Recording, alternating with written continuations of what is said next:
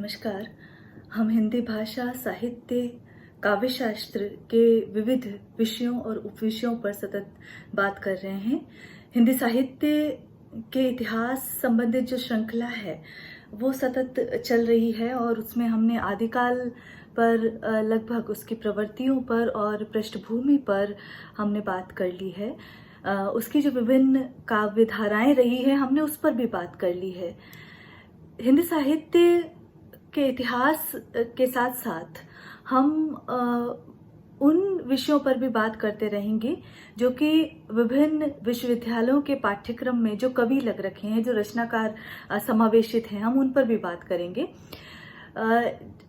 जैसे कि आदिकाल के कुछ कवि हैं या रीतिकाल के या भक्ति काल के, आधुनिक काल के, इस तरह जो भी महत्वपूर्ण कवि हैं जिनके रचना कर्म ने हिंदी साहित्य को लाभान्वित किया है और अकादमिक दृष्टि से भी जो महत्वपूर्ण भूमिका निभाते हैं, तो उनका अध्ययन भी हम करते रहेंगे। उसी कड़ी में आज हम केशव दास का अध्ययन करेंगे, जो कि महर्षि दयानंद सरस्वती विश्वविद्यालय के पाठ्यक्रम में तो हैं ही, रीतिकाल की भी रीतिबद्ध काव्य परंपरा जो है उसके प्रतिनिधि कवि की श्रेणी में केशव दास शुमार हैं। तो आइए अध्ययन करते हैं केशव का। तो जब हम केशव की बात करते हैं तो केशव रीतिकाल के महत्वपूर्ण आचार्य हैं, जैसा कि हमने कहा। और रीतिकाल में भी जो रीति की उद्भावना हुई, काव्यांग की बात हुई, काव्यांगों का निरूपण हुआ और लक्षण उदाहरण ग्रंथ लिखे गए, तो वहाँ केशव सर्वांग निरूपक आचार्य की श्रेणी में रखे जाते हैं। अर्थात उन्होंने जो काव्य के जितने भी अंग हुए, चाहे वो रस हुए, चाहे अलंकार हुए, ध्वनि, रीति, वक्रोक्ति, औचित्य, जितनी भी बात की गई उन्होंने उसमें सबकी बात की। इसलिए जब हम रीतिकाल के आचार्यों की बात करते हैं तो उन्हें हम दो वर्ग में रख देते हैं, जिसमें उद्भावक आचार्य तथा व्याख्याता आचार्य। तो उद्भावक आचार्य जहाँ नवीन उद्भावना की तो वहाँ देव सरीखे आचार्य आते हैं, और व्याख्याता आचार्य जिन्होंने जो काव्यांगों की व्याख्या की तो वहां पर केशव जैसे आचार्य, चिंतामणि जैसे आचार्य आते हैं। तो जब हम केशव के ग्रंथों को देखते हैं और केशव की परंपरा को देखते हैं तो उन्हें आचार्यत्व प्राप्त था। वो अपने विषय पर सिद्ध हस्त थे और उन्होंने उसी जानकारी का प्रयोग करते हुए लक्षण और उदाहरण ग्रंथों की रचना की, इसीलिए इन्हें रीतिबद्ध आचार्य भी कहते हैं। जब हम समूचे रीतिकाल को देखते हैं तो वो तीन सरणियां हैं वहां, रीतिबद्ध, रीति सिद्ध और रीति मुक्त। तो जब हम रीतिबद्ध काव्य धारा, जो कि रीति के बंधन से पूर्णतः बंधे हुए रहे, जिन्होंने अपनी लक्षण उदाहरण ग्रंथों की निर्मिति का आधार संस्कृत के काव्य शास्त्रीय ग्रंथों को बनाया, तो वहां पर केशव अग्रिम पंक्ति में खड़े हुए नजर आते हैं। तो केशव के बारे में आज हम उनके काव्यगत सौष्ठव के बारे में और परिचयात्मक विवरण हम संक्षेप में जानने की कोशिश करेंगे। केशव का जो समय है वो 1612 विक्रम संवत से 1680 विक्रम संवत माना जाता है, और ये भी दरबारी कवि रहे हैं और आश्रयदाता कवि रहे हैं, और उस दृष्टि से ही उन्होंने काव्यांगों का निरूपण भी किया है। तो जब हम केशव को देखते हैं, आचार्य केशव दास को देखते हैं, तो उन्होंने रीति परंपरा का एक निश्चित प्रकार का एक मार्ग उन्होंने निर्वहन किया है और एक सुविकसित परंपरा के सहारे उनकी काव्य धारा निरंतर चली है। और इसका आधार जो है संस्कृत जो काव्यशास्त्र के ग्रंथ हैं वो रहे हैं। तो रीति काव्य में यदि हम केशव के पहले चलें तो रीति काव्य परंपरा का यूं पहला ग्रंथ जो है कृपाराम की हित तरंगिनी को माना जाना चाहिए, आप नोट कर लीजिए। और जब हम कृपाराम की हित तरंगिनी को देखते हैं तो उसका आधार भरत मुनि का नाट्य शास्त्र नजर आता है। तो इस प्रकार ये महत्वपूर्ण ग्रंथ के रूप में नजर आता है। लेकिन जब हम केशव की रचनाओं को देखते हैं, केशव के कवि कर्म को देखते हैं, तो केशव कठिन काव्य के प्रेत नजर आते हैं, ऐसा कहा गया है, क्योंकि क्योंकि उन्होंने जो नियम जो बनाए या अलंकारों का जो अपने काव्य में प्रयोग किया वो अनायास ना करके सायास करने की चेष्टा की, और इसीलिए उनका जो काव्य है वो दुरूह भी बन गया। इसीलिए कहा जाता है, चूंकि वो अपने विषय के में निपुण थे और उन्हें बहुत अधिक काव्य शास्त्रीय जानकारी थी, वो एक ही छंद में नाना अर्थ भरने का सामर्थ्य रखते थे। इसीलिए यह भी कहा जाता है उनके लिए, कवि को देन न चाहे विदाई, पूछे केशव की कविताई। तो उनकी कविता का अर्थ इतना विदग्धतापूर्ण होता था, उक्ति वैचित्र्य का वहां इतना प्राचुर्य था कि एक ही छंद से नाना अर्थ वहां निकल आते थे, और वो ये सायास करते थे, इसलिए ये उक्ति उनके लिए कही गई है। जब हम बात करते हैं कि जो केशव कवि कर्म किया करते थे, उनमें किस प्रकार बनावट आ जाया करती थी, तो किस प्रकार अलंकारों को वो ठूस ठूस के भर दिया करते थे काव्य में। इसीलिए आचार्य रामचंद्र शुक्ल जब अपना आलोचना ग्रंथ लिखते हैं तो वो कहते हैं कि केशव को कवि हृदय नहीं मिला था, उनमें वह सरलता और भावुकता नहीं थी जो एक कवि में होनी चाहिए। कवि कर्म में सफलता के लिए भाषा पर जैसा अधिकार चाहिए वैसा उन्हें प्राप्त न था। केशव केवल उक्ति वैचित्र्य एवं शब्द क्रीड़ा के प्रेमी थे। तो इस प्रकार यदि हम देखें कि जो कविता है वो सहज होती है, और जब उसमें उक्ति वैचित्र्य ही भर दिया जाए, वाग विदग्धता ही भर दी जाए, तो वो केवल शब्द जाल सा नजर आता है। इसीलिए इस आलोक में ही, इस कोटि में रखकर ही आचार्य रामचंद्र शुक्ल जो हैं उन्हें कठिन काव्य का प्रेत कह देते हैं। केशव के रचना कर्म पर बात होनी चाहिए, और केशव की रचनाओं को जब हम देखते हैं तो रसिक प्रिया और कवि प्रिया दो महत्वपूर्ण रचनाएं हैं। रसिक प्रिया 1591 में सामने आती है, और जो कवि प्रिया है वो 1601 ईस्वी में सामने आती है।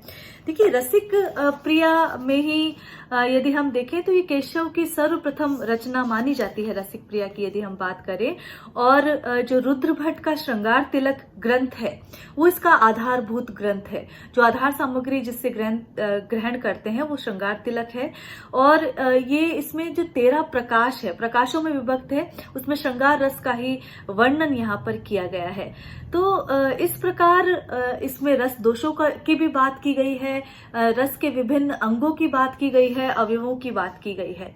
यदि इसमें देखें तो केशिकी नामक चारों वृत्तियां, और जो अंतिम प्रकाश है उसमें अनरस नाम से 5 रस दोषों का भी जिक्र किया गया है। तो ये एक महत्वपूर्ण बात है। इसी तरह यदि हम देखें तो 1601 ईस्वी में कवि प्रिया ग्रंथ आता है। कवि प्रिया भी केशव का महत्वपूर्ण ग्रंथ है, और ये भी सर्वप्रथम काव्यशास्त्रीय रचना मानी जा सकती है। और इसमें जो अलंकार विवेचन किया है वो दंडी के काव्यादर्श ग्रंथ के आधार पर किया है। जब हम काव्यशास्त्र की बात करते हैं तो जो दंडी जो संस्कृत काव्यशास्त्र परंपरा में महत्वपूर्ण स्थान रखते हैं, उसमें ही उस परंपरा में ही ये उस ग्रंथ को आधार बनाकर आगे रचना करते हैं। यदि हम कवि प्रिया की बात करें तो कवि प्रिया की रचना केशव ने अपने आश्रयदाता जो राजा थे इंद्रजीत, उनकी जो राज नर्तकी थी प्रवीणा, उसको काव्य शिक्षा देने के उद्देश्य से उन्होंने सर्जना की और उसका नाम रखा कवि प्रिया। रामचंद्रिका उनका महत्वपूर्ण रामचरित काव्य पर आधारित ग्रंथ है, और इसकी सर्जना भी 1601 ईस्वी में केशव करते हैं। देखिए, रामचंद्रिका वस्तुतः एक प्रबंध काव्य है, और जब हम इसमें देखते हैं तो संवाद योजना अभूतपूर्व है। संवाद योजना केशव ने जितनी सुंदर की है उतनी अन्य किसी ग्रंथ में नहीं जान पड़ती है। ऐसा कहते हैं, केशव ने ऐसा कहा है कि जब मैं काव्य सृजन में लगा था तो एक बार वाल्मीकि मेरे स्वप्न में आए और उन्होंने कहा कि तू भला बुरा तो गुनता नहीं, बेकार की बात क्यों लिखा करता है, कुछ राम का चरित्र गा, नहीं तो तुझे स्वर्ग नहीं मिलेगा। और जब उन्होंने ये पाया कि ये स्वप्न में मुझे ऐसा संदेश मिला है तो उन्होंने रामचंद्रिका की सर्जना की। बहरहाल ये इसमें कितनी सच्चाई है ये तो नहीं पता, लेकिन ग्रंथों से पता चलता है कि ऐसा कोई स्वप्न उन्हें आया था। रामचंद्रिका की यदि हम बात करें तो ये 39 प्रकाशों में ये ग्रंथ बटा हुआ है, विभक्त है, और इसमें जो रामायण में, रामचरितमानस में जितने प्रसंग हैं उतने प्रसंग यहाँ पर लेने की चेष्टा की गई है। इसके अलावा जो प्रसन्न राघव जो ग्रंथ है, हनुमानाटक जो ग्रंथ है, वो भी आधार ग्रंथ के रूप में, रामचंद्रिका के आधार ग्रंथ के रूप में दिखाई देते हैं।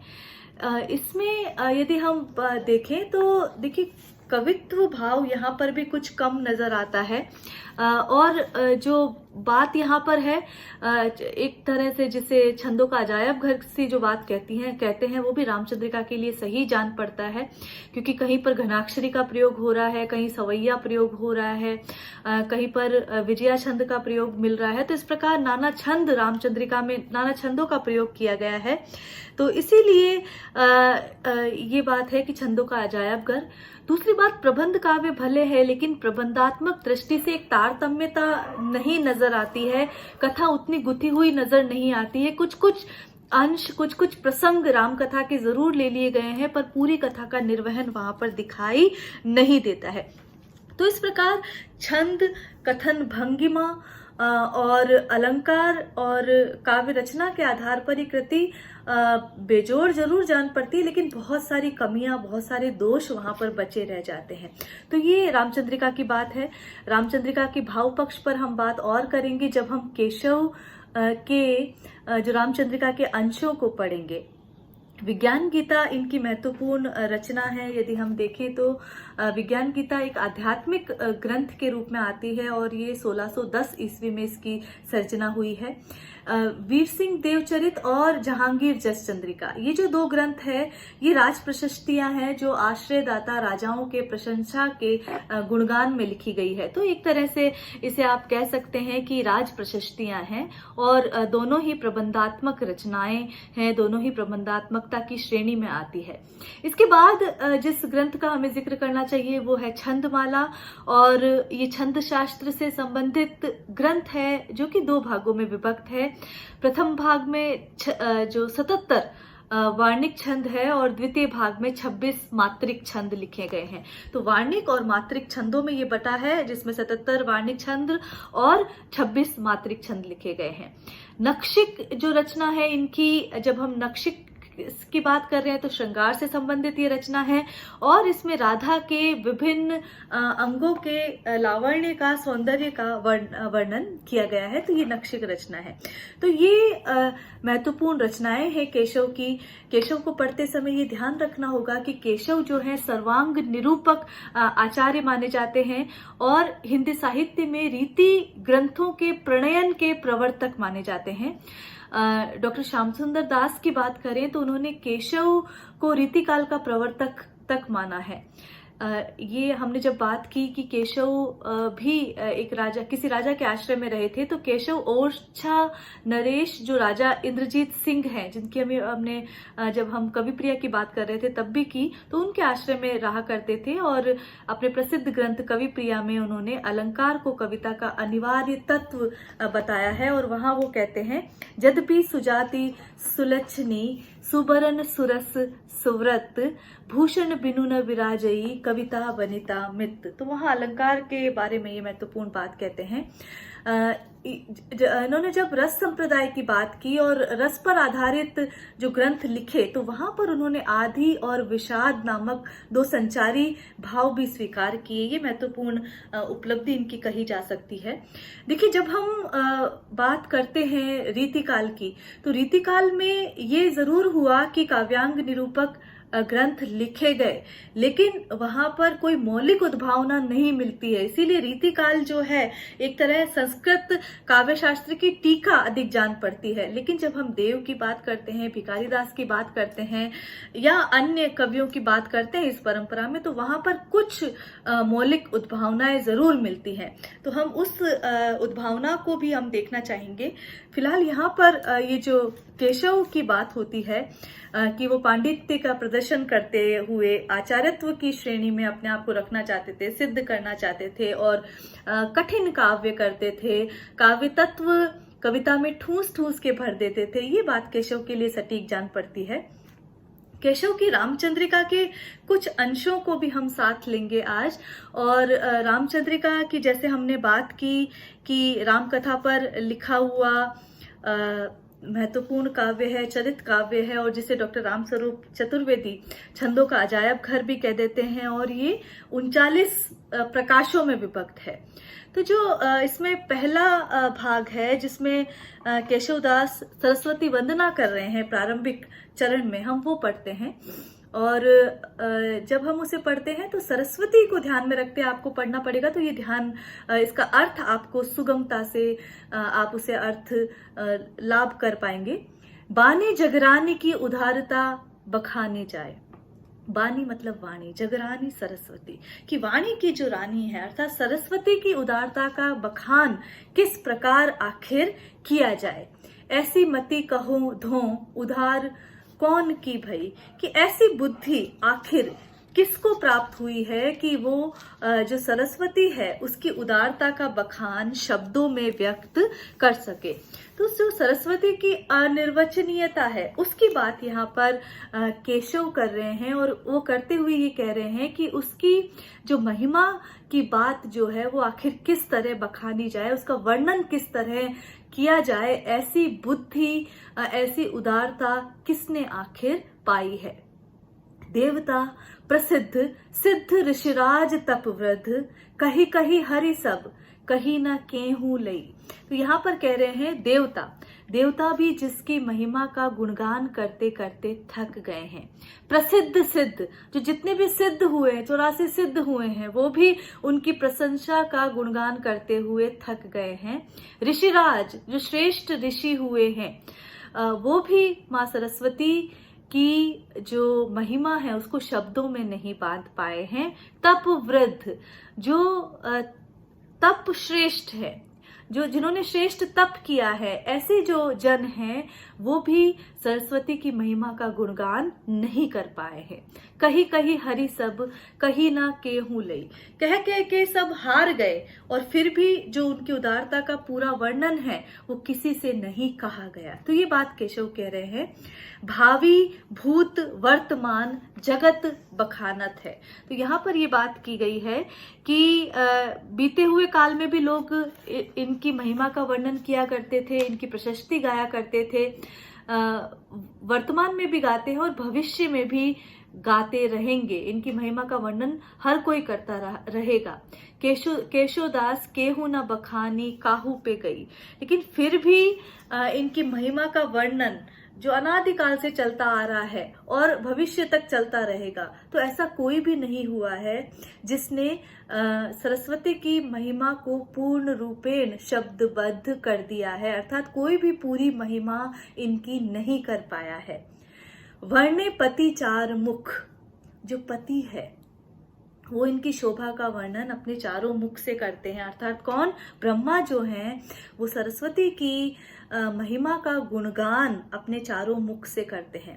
देखिए, जब हम भारतीय मिथकों में जाते हैं तो ब्रह्मा को ये विरोध है, कहीं पर पति के रूप में दिखाया है, कहीं पर वहां पर सरस्वती को उनकी पुत्री के रूप में भी दिखाया, लेकिन जब हम यहाँ की बात कर रहे हैं तो वर्ण पति चार मुख कि जो ब्रह्मा है वो अपने चार मुखों से इनकी महिमा का गुणगान करता है। पूत वर्ण पांच मुख, पंचानन किसे कहा गया है, शिव को हम पंचानन कहते हैं। तो पूत वर्ण पांच मुख, तो जो शिव है वो अपने पांचों मुख से इनकी महिमा का गुणगान निरंतर करते रहते हैं। नाती वर्ण षट मुख, जो नाती है वो अपने 6 मुखों से, अर्थात जो कार्तिकेय है वो 6 मुखों से सरस्वती की महिमा का गुणगान करते हैं। तदपि नई नई, फिर भी ये हमेशा नई नई सी लगती है, अर्थात उस महिमा में कुछ छूटता हुआ सा नजर आता है, पूरी ये उनकी बात तब भी नहीं जान पड़ती है। यहाँ पर हम अलंकारों की बात करें कि कौन कौन से अलंकारों की बात, देखिए अर्थ तो आपको पता चल ही गया है कि सरस्वती की महिमा का गुणगान किया गया है और ये कहने का प्रयास किया गया है कि भूत वर्तमान और भविष्य में अनथक इनकी महिमा का गुणगान होता रहेगा, लेकिन पूर्ण रूपेण कोई भी नहीं कर पाया है। लेकिन जब हम यहाँ पर देखते हैं तो देखिए नई नई की जब हम बात कर रहे हैं तो पुनरुक्ति प्रकाश अलंकार का प्रयोग यहाँ पर किया गया है। इसी तरह वर्णे पति चारि मुख, पूत वर्णे पांच मुख, तो अनुप्रास अलंकार की बात है, अंत्यानुप्रास अलंकार की बात, तो यहाँ पर अंत्यानुप्रास अलंकार की बात आई है, वीप्सा अलंकार की बात बार बार आई है, और अतिशयोक्ति अलंकार का प्रयोग बहुतायत से किया गया है। तो इस प्रकार जब हम देखते हैं तो बहुत सारे अलंकारों का प्रयोग मिलता है, और सरस्वती की अनिर्वचनीयता की बात जो है वो केशव करते हुए नजर आते हैं। तो ये केशवदास के बारे में आज हमने पढ़ा और इनके कुछ पदों को लिया। आगे के कालांश में हम इनके पदों को भी जारी रखेंगे और साथ ही हिंदी साहित्य के इतिहास को भी जारी रखेंगे। आज के लिए इतना ही। नमस्कार।